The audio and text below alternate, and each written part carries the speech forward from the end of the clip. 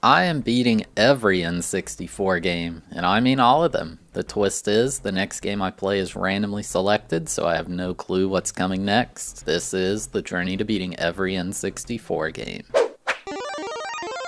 Game number 210, Xena Warrior Princess, The Talisman of Fate. Released in 1999, this game was developed by Sapphire and published by Thabeast. Aw man, they made Superman 64. Off to a great start. If you were older than me in the 90s, you may remember the TV show about Xena Warrior Princess. I've personally never watched it, but I remember hearing about it, so it must have been decently popular. Based on the cover art and just the vibe of the characters, I was expecting this to be like a 3D adventure hack and slash type game. Unfortunately, it's another fighting game. Man, the former would have been quite fun. I know Zena has a sword, and well, that's about all I really know about this IP. Maybe I should watch the show someday. Probably won't though, if I'm being honest. Let's get into it. When you boot the game up, it gives a bit of storyline. Xena fought to save the Talisman of Fate from despair. I guess it was against the champion of Dahak. During the battle, they both laid hands on the talisman and claimed control over the world's destiny. Whoever this Fate person is says there must be a contest to decide. They want the battle for control of the world to be fought over by the world's greatest heroes and villains. And Joxer too, I guess.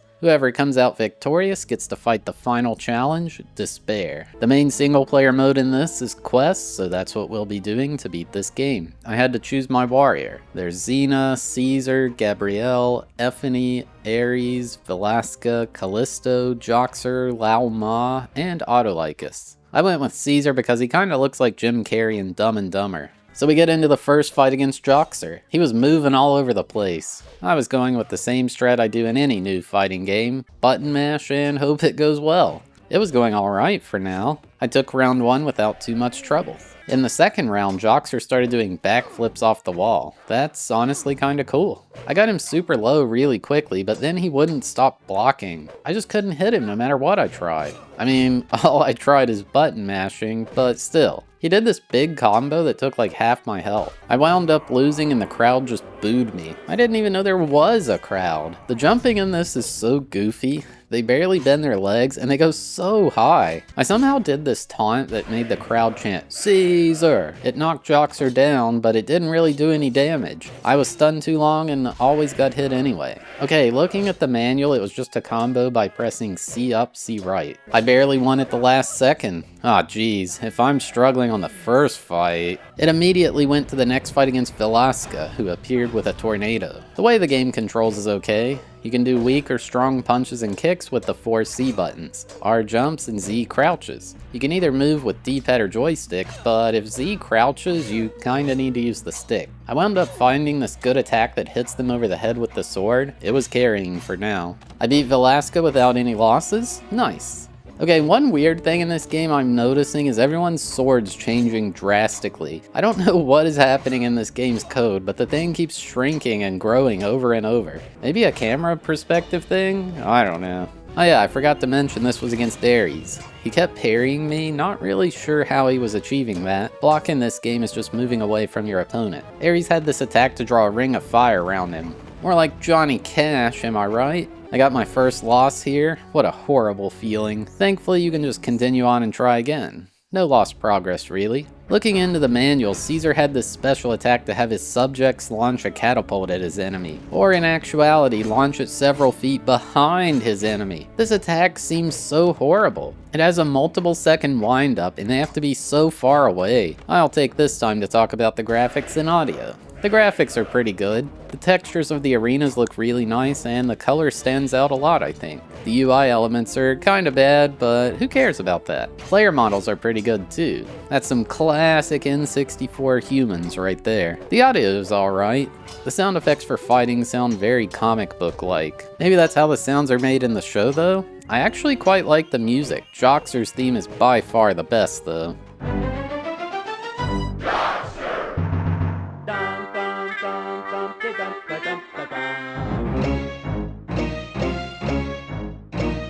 I took down Ares and was now against Autolycus.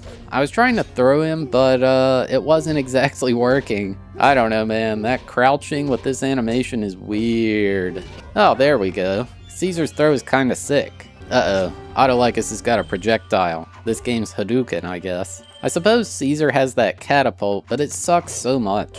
Doesn't matter though, Caesar can't be stopped. Caesar! Caesar! Callisto is my next opponent? I thought that was a bear in old school RuneScape. The arena here is completely burned down. I guess she's evil? Oh my god, what is this combo she's doing? Get this game in the next Evo, man. The manual only mentions that cheering attack and the catapult attack for Caesar. I guess the big combos like that are just done by experimentation? Also, the game noticeably lagged when she did all that. Wow, she just hits me over the head with fire. What a way to go out.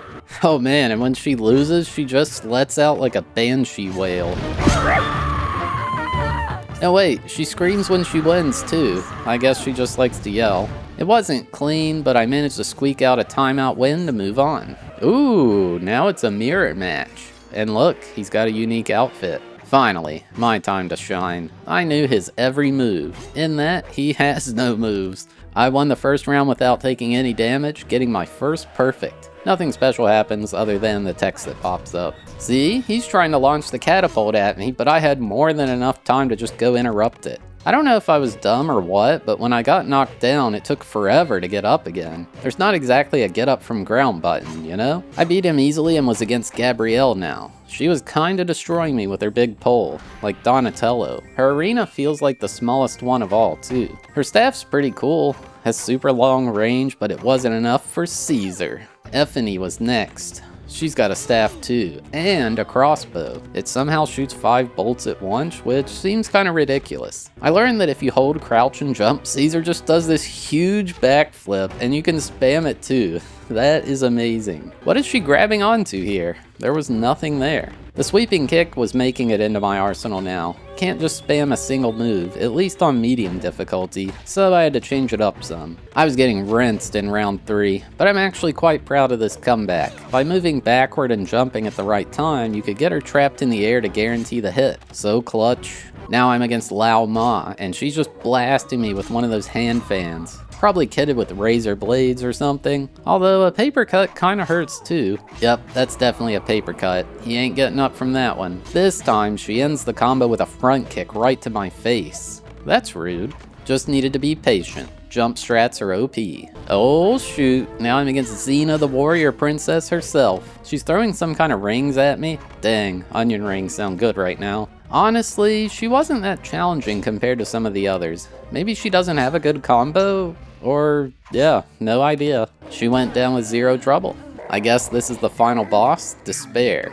Yeah, I'd be experiencing despair if I looked like that too. He like slammed the ground, sending fire out. I jumped over it, but it circled back and took a third of my health anyway. Yeah, that attack is wild. What am I supposed to do against it? Okay, jumping backward, then immediately jumping forward is the play. It's like he didn't know what to do against it. I got a perfect final round, making Despair burst into flames. It showed a brief cutscene with Caesar holding the Talisman of Fate, and now the world was in his hands. There's like a couple images where Caesar is giving power to his citizens in Rome. Altering history, I guess. And then the credits roll. Well, that was a short one. Fun fact, there is a unique story-related cutscene for each character and each difficulty. So if you wanted to 100% this game, you'd need to beat the quest mode quite a few times. There was a cheat code to play as Despair, but not only that, you could put him in a bunny outfit too. Doesn't look so scary now. Maybe he's just misunderstood. There's also the classic big head mode cheat and big feet cheat. You can make the arena ice physics too.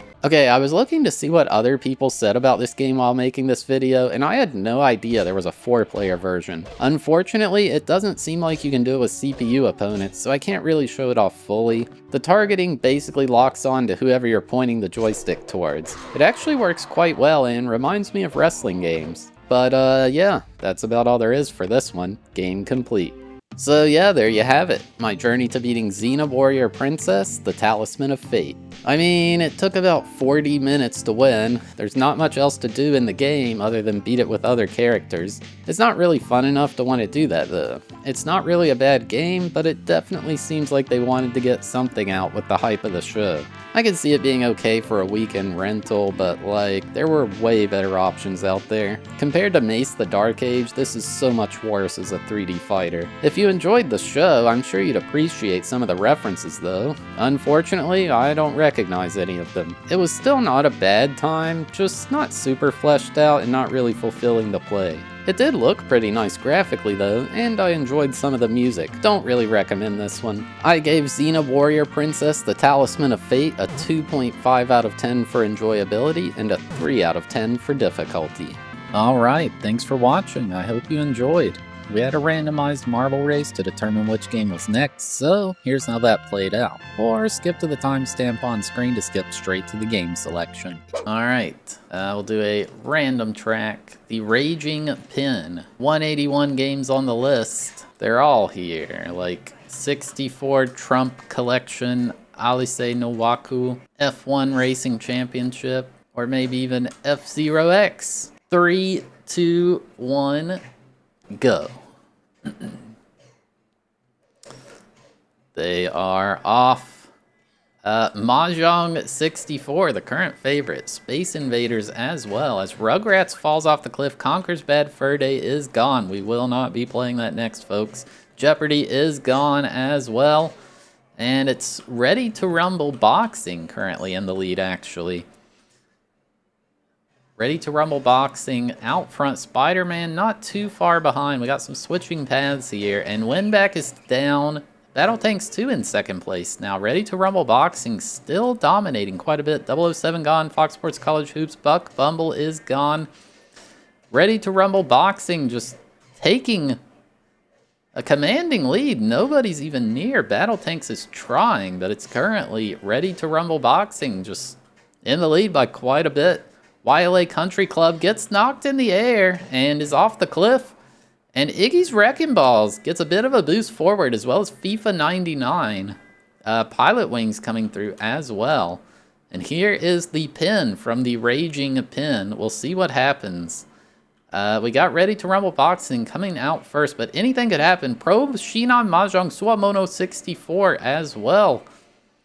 Ready to Rumble Boxing coming through. And here comes the pin. There's quite a few games in there. What will happen? Ready to Rumble Boxing, Pro Shinan Mahjong Suamono 64. And Ready to Rumble Boxing at a very favorable bounce. But what happened? Onegai Monsters. Where did this come from? Somehow Onegai Monsters has taken the win. Where did this come from? Onegai Monsters. It's a Pokemon ripoff. Oh, God. I didn't see the marble go in. It came out of nowhere. Alright, Onegai Monsters. It has been decided. But yeah, if you're still here watching, you're awesome. Thank you so much. If you had a good time, consider hitting that like button, or maybe even dropping a subscription. Or hey, maybe even watch another one of these videos that's on screen now. And yeah, see you next time.